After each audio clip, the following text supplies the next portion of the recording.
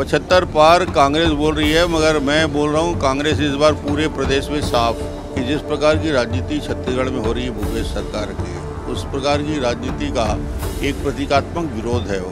राजनांदगांव के लोगों से माननीय मुख्यमंत्री जी ऐसे दुखी रहते हैं, नाराज रहते हैं, क्योंकि मुकाबला कोई व्यक्ति से नहीं होता, पार्टी और संगठन से होता है। हमारे साथ पूर्व मुख्यमंत्री और राजनांदगांव के भारतीय जनता पार्टी के प्रत्याशी डॉक्टर रमन सिंह यहाँ मौजूद हैं। उन्होंने आज नामांकन भरा। अमित शाह इनके नामांकन कार्यक्रम में आए थे, सभा को भी उन्होंने संबोधित किया।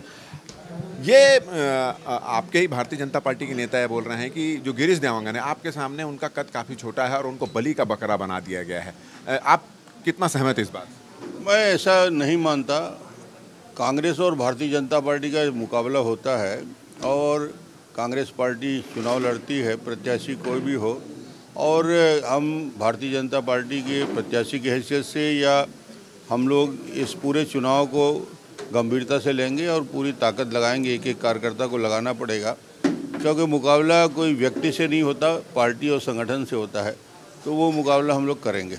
ये पिछले 2 बार से देखा जा रहा है। पिछली बार करुणा शुक्ला को आपके खिलाफ उतारा गया, वो भी बाहर की थी। अभी गिरीश देवांगन को उतार दिया गया। तो इसका क्या अर्थ निकाला जाए? राजनांदगांव में कांग्रेस के पास प्रत्याशी नहीं? राजनांदगांव के लोगों से माननीय मुख्यमंत्री जी ऐसे दुखी रहते हैं, नाराज रहते हैं। राजनांदगांव के सारे ऑफिसेस यहाँ से बाहर चले गए। एडीबी का ऑफिस चला गया, यहाँ के अन्य पीडब्ल्यूडी के ऑफिस चले गए, सब चले गए। प्रत्याशी का चयन की भी बात होती है तो राजनांदगांव में इतने ऊर्जावान लोग हैं, इतने सशक्त लोग हैं, जिनमें से किसी को भी चुनाव लड़ाया जा सकता था, मगर उनकी निगाह राजनांदगांव से दूर ही रहती। ये गिरीश देवांगन को टिकट के पीछे को देने के पीछे क्या आपको तर्क नजर आता है कांग्रेस? मुझे तो समझ में नहीं आता कि किस हिसाब से चुनाव लड़ा। 15 दिन तो राजनांदगांव के मतदाता ग्रामीण क्षेत्र में यही पूछते रह जाएंगे 15 दिन तक, चुनाव होते तक, गिरीश देवांगन कौन, गिरीश देवांगन कौन। गिरीश देवांगन की पहचान बनने में 15-7 दिन लगेगा, तब तक चुनाव आ जाएगा।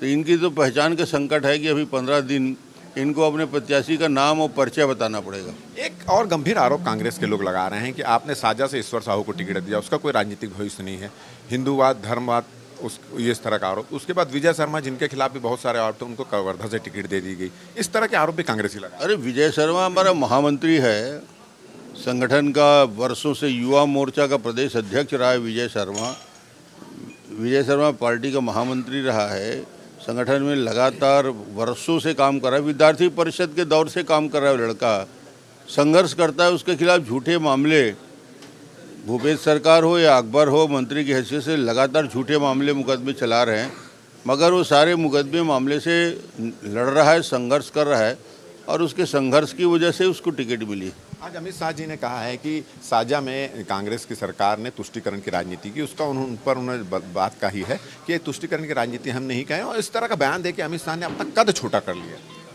देखिए, ईश्वर साहू को प्रत्याशी बनाने के पीछे कारण सिर्फ यही है कि जिस प्रकार की राजनीति छत्तीसगढ़ में हो रही है भूपेश सरकार के, उस प्रकार की राजनीति का एक प्रतीकात्मक विरोध है वो। ये कांग्रेस बोल रही 75 पार, आपके हिसाब से भारतीय जनता पार्टी का आंकड़ा क्या रहेगा, और इसके अलावा आप कितने वोट से जीतेंगे? 75 पार कांग्रेस बोल रही है, मगर मैं बोल रहा हूँ कांग्रेस इस बार पूरे प्रदेश में साफ, प्रदेश में कांग्रेस साफ होने वाली है। जो वातावरण बन रहा है बस्तर से सरगुजा तक, राजनांदगांव से लेकर रायपुर तक, तो ये साफ साफ है कि भारतीय जनता पार्टी बहुत बड़े बहुमत के साथ छत्तीसगढ़ में सरकार बनाने जा रही है। तो ये थे पूर्व मुख्यमंत्री रमन सिंह, जिन्होंने आज नामांकन दाखिल किया, और उन्होंने कहा है कि इस पूरे चुनाव को पूरी गंभीरता से वो लेंगे और बिल्कुल गंभीरता चुनाव होंगे। साथ ही साथ जो बाहरी जो गिरीश देवांगन को जो टिकट दी गई, उस पर उन्होंने कहा कि यहाँ पे भी बहुत कद्दावर नेता है, मगर ना जाने क्यों उनको टिकट दी गई है। और साथ ही साथ उन्होंने कहा है कि जो कांग्रेस नारा दे रही है कि कांग्रेस इस बार 75 पार होगी, उस पर के जवाब में उन्होंने कहा कि कांग्रेस इस बार छत्तीसगढ़ से साफ होगी। कैमरामैन नजीर खान के साथ राजेश मिश्रा, IBC 24 रायपुर।